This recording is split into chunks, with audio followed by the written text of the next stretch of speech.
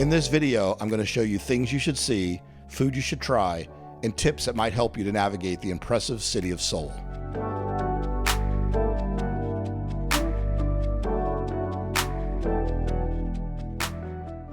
Seoul is a city at the center of things. It screams modern culture, K-pop, K-drama, Netflix hits, and Academy Award-winning movies. It is a giant city of about 10 million inhabitants. It is vibrant and shiny, the world's fastest internet, and an organized metro system. It has an amazing coffee culture. It has a never-ending amount of delicious food. At times, it feels fully Western. Then you are having a bowl of kimchi in the market and walking among the palaces and temples. Alongside its modern buildings and its incredible technology, there is still a sense of tradition. It is a city that truly never sleeps. Seoul seems to be running at full speed, and it has become one of the world's most important cities. My name is Mike Dalton, and I'm a teacher and a traveler, and this is Dalton's Detours.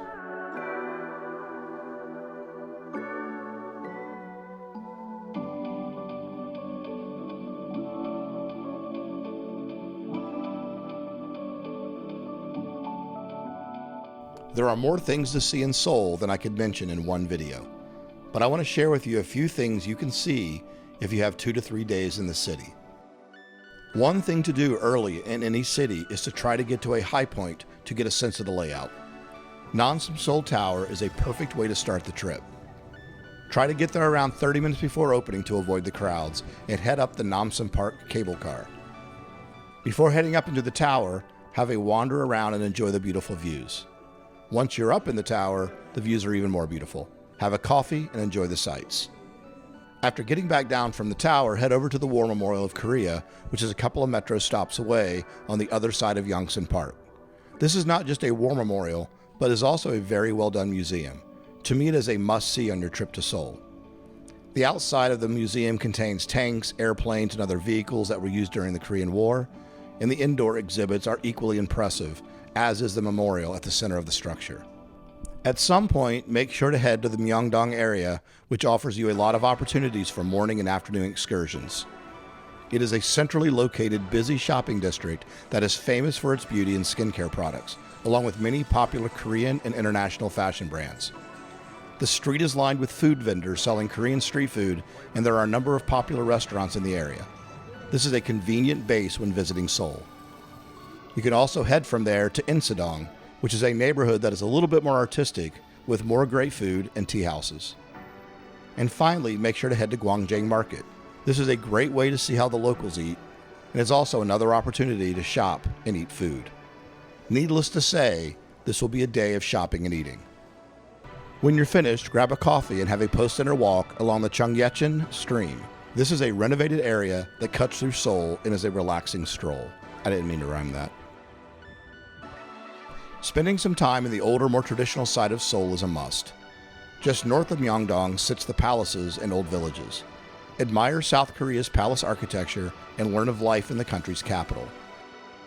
Stroll through the gates and visit Gyeongbokgung Palace. You can also visit the National Folk Museum of Korea.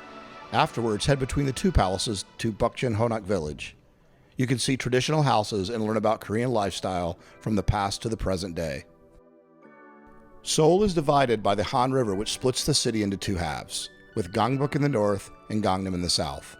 While Gangbuk is more of an old city, including the center of Seoul, Gangnam is home to the city's more modern attractions, such as Lot World Tower, the COEX Mall, and the skyscrapers of the area. The Lot World Tower is the tallest building in South Korea, stretching 123 stories. The Sky Observatory is located on the top of the building, where you can witness 360-degree panoramic views of Seoul. There is an aquarium, a theme park, and even a lake out front to enjoy the cherry blossoms. You can also head over to the COEX Mall, because inside of the mall is a very good photo opportunity in the Starfield Library. This seems to make many appearances on social media. As mentioned, there are many other things to see in Seoul, but these are just a few to get you started on your first trip.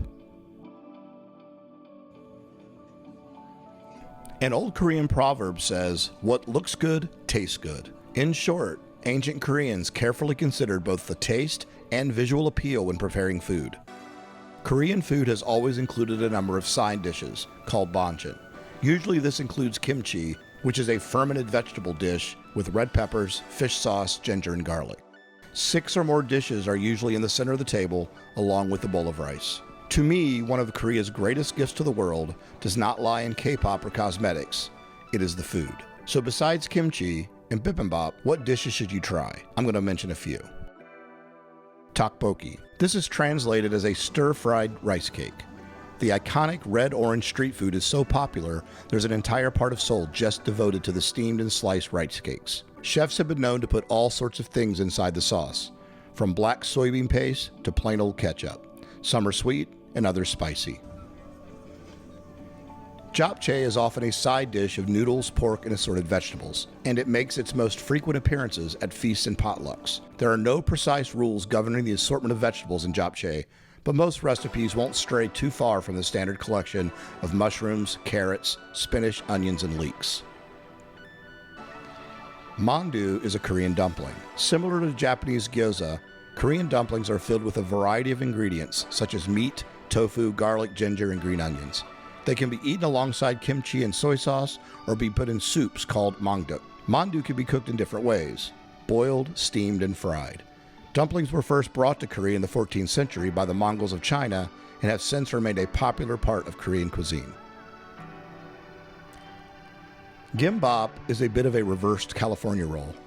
Sautéed vegetables, sometimes ground beef, sweet pickled radish and rice, rolled and tightly wrapped in a sheet of seaweed, and then sliced into bite-sized circles.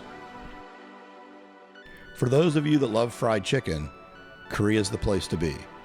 Korean fried chicken refers to a variety of fried chicken dishes created in South Korea. It is consumed as a meal, sometimes as an appetizer, as an anju, which is a food that is served and eaten with drinks, or even as an after-meal snack. The chicken is usually seasoned with spices, sugar, and salt prior to and after being fried. After frying the chicken, it is usually hand-painted with sauce using a brush in order to evenly coat the chicken with a thin layer. Pickled radishes and beer are often served with the Korean fried chicken. This combination is devoured by millions of Koreans every weekend. And finally, Korean barbecue. Korean barbecue is a popular method of Korean cuisine of grilling meat, typically beef, pork, or chicken. Such dishes are often prepared on gas or charcoal grills built into the dining table themselves. You can try bulgogi, which is sirloin beef strips. The marinade is made of garlic, ginger, onion, sugar, and soy sauce. Then there is galbi, boneless beef short rib. This is common in Korean restaurants.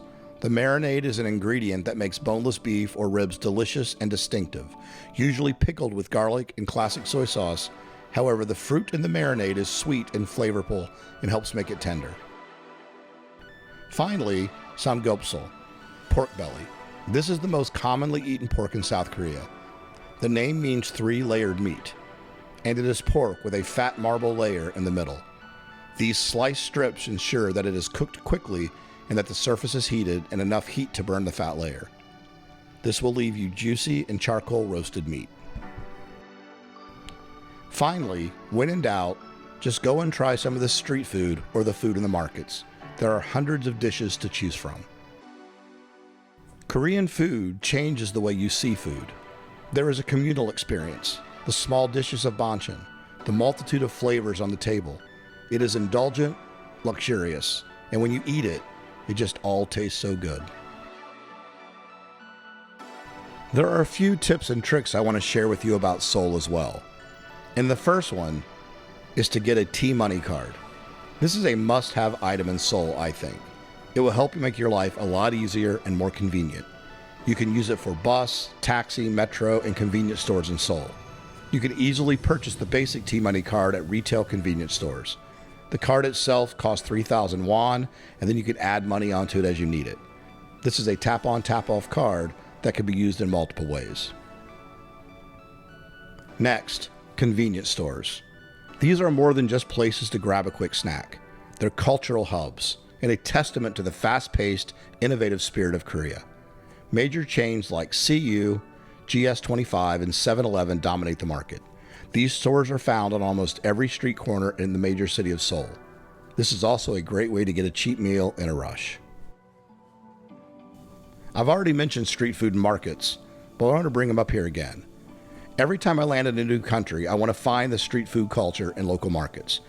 Not only does it help locals who are running the businesses, the food in these areas is specialized and high quality, and you can really get a sense of the community and culture. And these are especially great places for low-cost, high-quality food and gifts. Credit cards are a main part of Seoul. It is a very modern city, and the credit cards are widely accepted. Of course, bring a small amount of cash for street food, but for the most part, credit cards will be your main source of payment. Unlike Tokyo, I felt like I used a lot more of my credit cards in Seoul. Skincare products seem to be a thing. I don't know much about them, but all the people I were with were telling me how amazing they were. So when you're there, if you want to buy some for yourself, I would highly recommend it, and it also makes for great gifts. First-time visitors, I'd suggest you stay in Insadong or Myeongdong areas. They are centrally located and convenient. The metro will get you from there to anywhere you need to go. I know they're a little bit touristy, but for the first time, I think this would be a great place to stay. And there you have it, some things to get you started in Seoul. Places to visit, a bit of food to try out, and a few tips that may help you as you explore the city. Don't sleep on Seoul. It is well worth the visit. And once you make that trip, let me know what you think. This is Dalton's Detours.